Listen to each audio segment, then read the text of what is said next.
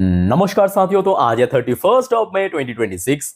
दोस्तों बात करेंगे इस वीडियो में कुछ इंपॉर्टेंट शेयर्स के ऊपर, कुछ इंपॉर्टेंट अपडेट्स है, कुछ इंपॉर्टेंट न्यूज है। तो चलिए एक एक करके कवर करते हैं। तो सबसे पहले हम बात करेंगे एक मिड कैप कंपनी जिसका नाम है आनंद राठी वेल्थ लिमिटेड।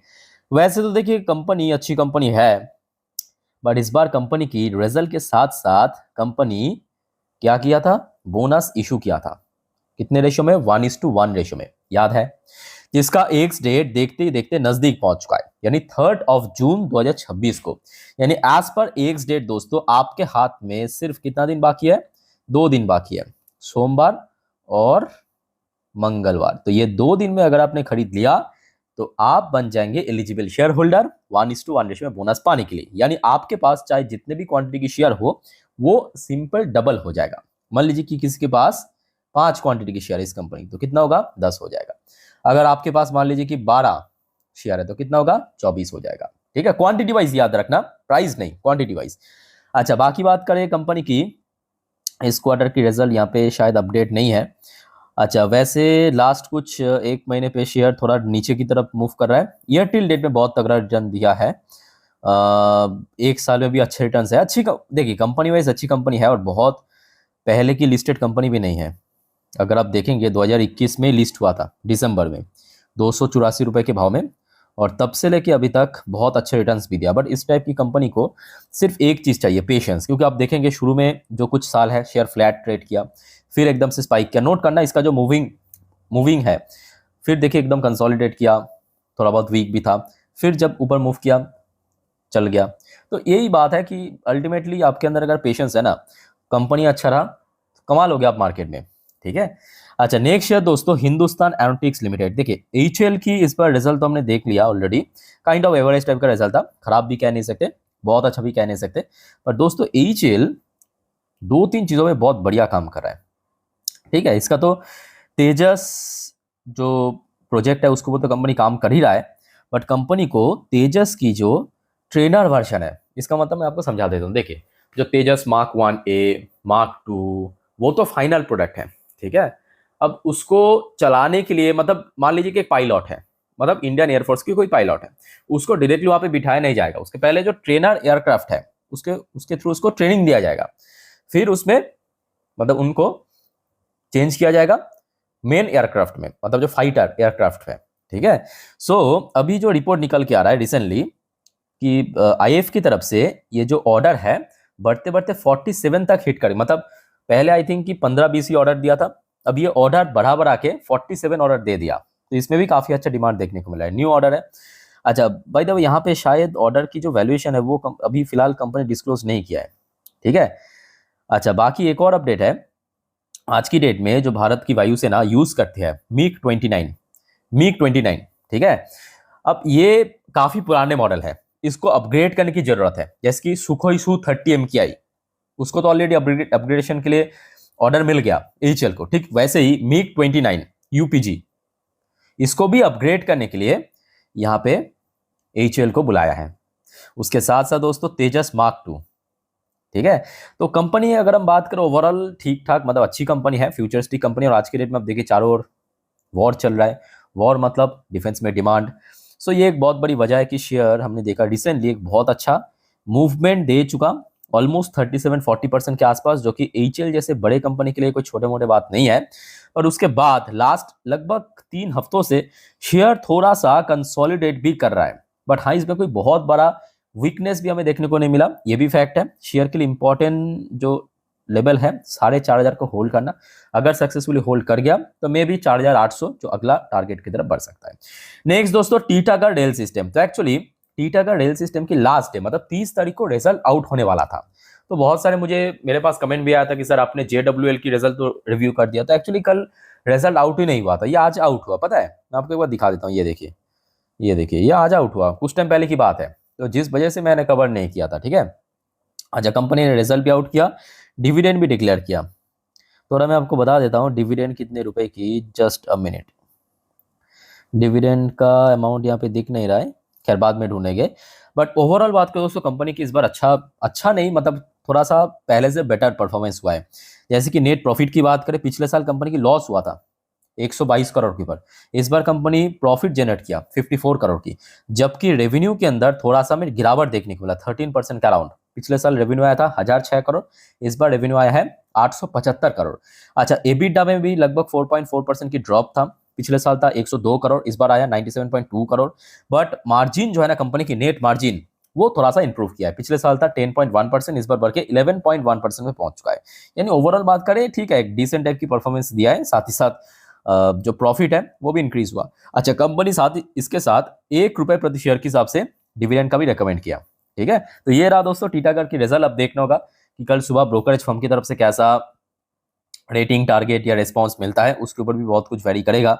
सो इमीडिएटली अगर हम शेयर को ऑब्जर्व करें तो शेयर 850 के आसपास बार बार हडल फेस करा है, और 850 का हडल अगर क्लियर कर दिया तो अगला जो टारगेट बनेगा 950 से लेकर 1000, जहां पे शेयर लगभग 1 से 1.5 साल तक फंसा हुआ है। अच्छा, उसके बाद दोस्तों आ जाइए सुजलॉन एनर्जी। देखिए सुजलॉन के ऊपर एक अपडेट तो ऑलरेडी आपको मैं लास्ट डे दे चुका था, जो कि काफी नेगेटिव अपडेट था। जिनको पता नहीं है जान लीजिए।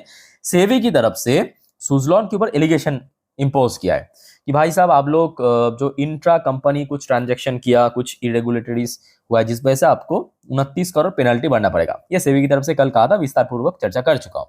आज की दोस्तों लेटेस्ट अपडेट, अब सुजलॉन की तरफ से भी रेस्पॉन्स आ चुका है। सुजलॉन ने सेबी की जो ये डिसीजन को, मतलब 29 करोड़ की पेनल्टी की डिसीजन को सैट में, सैट बेसिकली कुछ मतलब कंपनीज की जो कोर्ट है ना, कंपनीज की जो कोर्ट, उसको कहते हैं सैट, उसमें चैलेंज कर दिया सेबी की इस डिसीजन को।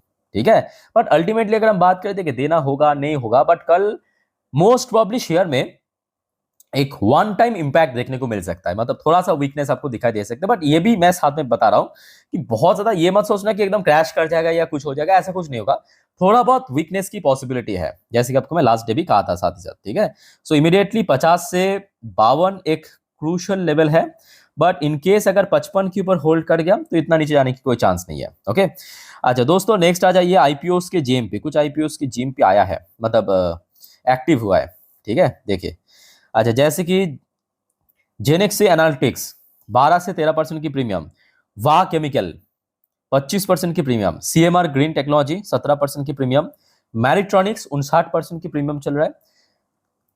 फिर आपके ऑरेट ट्रेड 18.5% की प्रीमियम, राजनंदिनी फैशन इंडिया 11% के ऊपर प्रीमियम। अच्छा, बाकी सब लिस्ट हो चुका है, चलो बढ़िया। अच्छा, वैसे दोस्तों आगे बढ़ने से पहले एक छोटा सा रिक्वेस्ट आप सभी को करूंगा। दोस्तों अगर आपको वीडियो अभी तक अच्छा लगा, इन्फॉर्मेटिव लगा, प्लीज वीडियो को लाइक करना, और प्लीज दोस्तों चैनल को सब्सक्राइब करके जरूर रखिएगा अगर आपने अभी तक चैनल को सब्सक्राइब नहीं किया तो। और दोस्तों कल तो मार्केट ओपन होने जा रहा है, पता होगा आपको। सो आज रात की जो 10:30 की वीडियो आएगा इस चैनल पे, मिस मत करना प्लीज देखना, जिस पर हम नेक्स्ट डे मार्केट प्रेडिक्शन, मतलब कल मोस्ट प्रोबेबली मार्केट किस तरह मूव कर सकता है, निफ्टी बैंक निफ्टी की रेजिस्टेंस सपोर्ट पोजीशन कहां पे है, या आज पूरे दिन की शेयर मार्केट की जितने भी खबरें हैं, अपडेट्स है, सब कुछ इकट्ठा करके दे दूंगा इस वीडियो में। ठीक है, सो देखना मत भूलना, और चैनल को सब्सक्राइब नहीं किया तो फटाफट करके रख दीजिए दोस्तों, मार्केट से रिलेटेड, जियोपॉलिटिक्स से रिलेटेड सब कुछ जानकारी तुरंत पाने के लिए।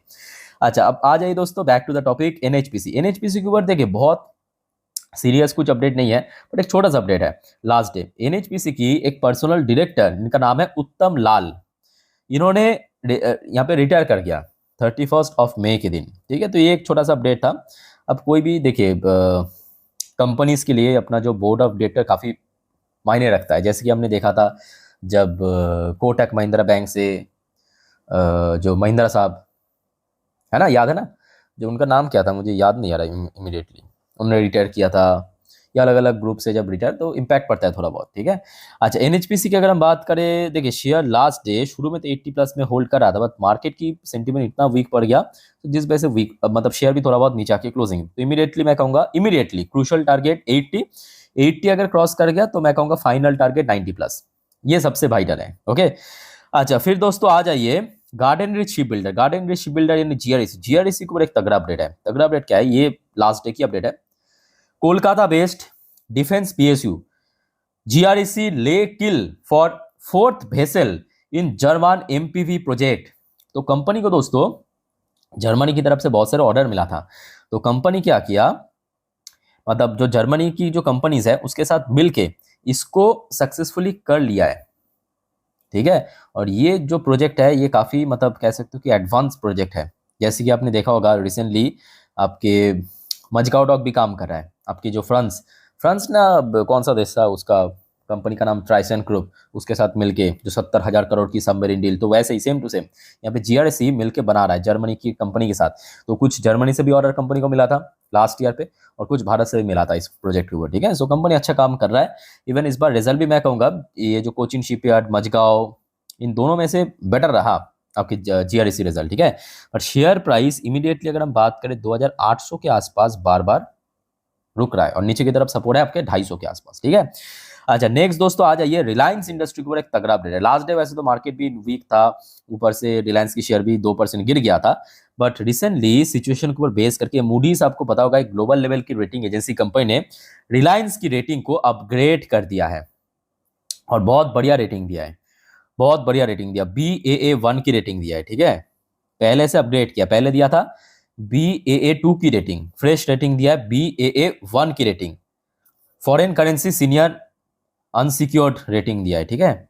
मतलब इस चीज के ऊपर रेटिंग दिया है, और बाकी दो चार अच्छे शब्द भी कह दिया रिलायंस के बारे में, बट ठीक है, रिलायंस मैं कहूँगा लॉन्ग टर्म इन्वेस्टर्स के लिए सही है।